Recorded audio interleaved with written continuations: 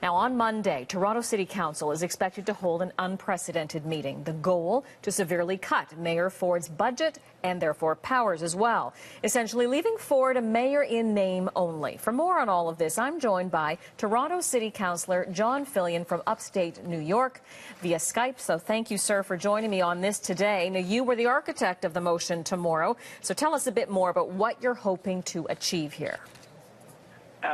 Well, what we're hoping to do is, with council's backing, of course, is to reduce the powers of the mayor that we have the authority to reduce. All right, so talk to me a little bit about what that is, because getting into the details of it, we're talking about budget, how many staff he can employ. Will he, in effect, just have the same powers as any other city councillor? More or less, he would still have some statutory powers conferred on him by provincial legislation, but basically he would retain, keep the title of mayor, but his powers would be much closer to those of city councillor. And if his budget is severely reduced, as the motion is proposing, then what happens to those staff members and the power as well that you're stripping from the mayor? Does it then, in fact, all go to the current deputy mayor?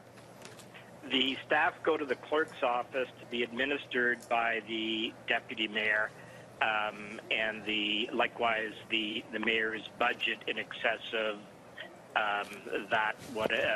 which a normal councillor would have, or which he may need to carry on his statutory duties.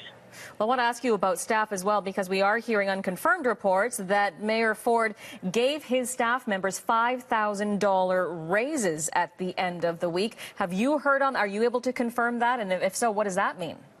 No, I'm not. I have no idea whether it's true or not. If it is true, I'd like to know what the rationale would be for giving an across-the-board increase to all staff of it exactly the same amount, and I would also wonder about the timing of it.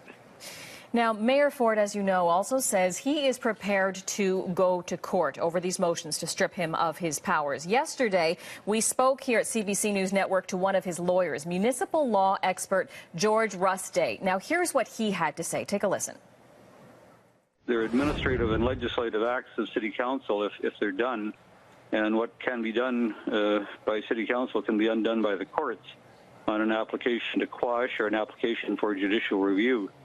As I say, I don't know of anything that would happen arising out of these motions that would in any way detract from or weaken the powers of the court to address whether the council had the power to do it.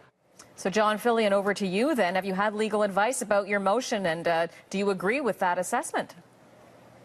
Well, I mean, yes, I've had legal advice, and I mean, his assessment is just that the courts have the power to examine an action taken by council, which I wouldn't disagree with, but the likelihood of success would be an entirely different matter.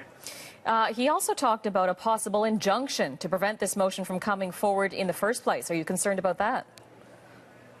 Well, I don't know any details on that. I'm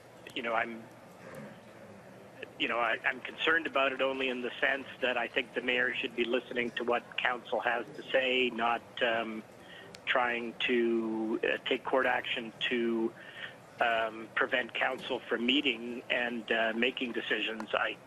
It's hard for me to imagine that a court action to try to stop a council meeting could be successful, but I can't prejudge what his lawyer might do or what a court could decide. So if it does go to court, how worried are you about how it might impact the ability of City Hall to simply get down to business? So many Torontonians say, we just want you to move on, and I know that's what many people on council are saying. And also, Mayor Ford has warned that this could be very costly as well. Well, I mean, we are moving on. That's why we're meeting tomorrow. We're taking all the measures we can so that we can move on. And if it costs any money, it would be Mayor Ford who's causing it to cost money. We have an elected council. Council as a whole has a lot of power, more power than the mayor when we speak as a body. And so it's unwise, to say the least, of the mayor to try to thwart the wishes of the elected council. So, let's put the legal threats aside for a moment, assuming your motions do go forward tomorrow. We know certainly last week's measures were practically unanimous on City Council. What will Mayor Rob Ford have left in his title as mayor? What will he still be able to do?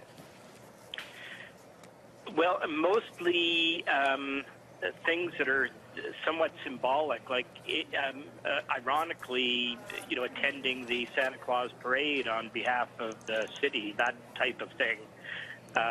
The types of activities which people have said, thanks very much, please don't come, he would still have the legal authority to show up as mayor at those. I would assume he wouldn't. But there's a whole lot of unofficial powers which would flow to the deputy mayor, and powers which aren't necessarily written anywhere. Some are and some aren't. But to give a good example, the senior administration of the city, the heads of the different departments, meet with the mayor on a regular basis to sort of plan out the agenda of the city moving forward. Those people would meet instead with the deputy mayor if the motion tomorrow carries. All right. Toronto City Councillor John Fillion, I appreciate your time today. We will certainly be watching as your motion is presented at City Hall tomorrow. Thank you. Thank you.